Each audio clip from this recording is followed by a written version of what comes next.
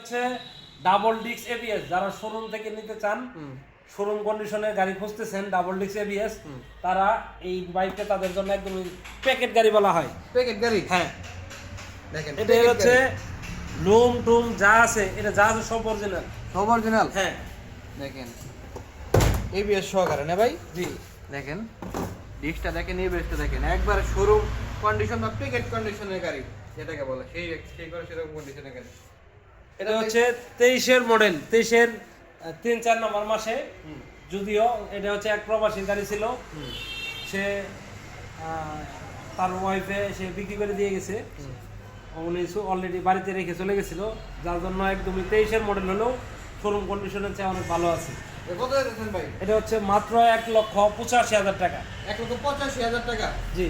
On test অবস্থায় আছে, double disc ABS ABS সহকারে না? জি। এবার কি ভাই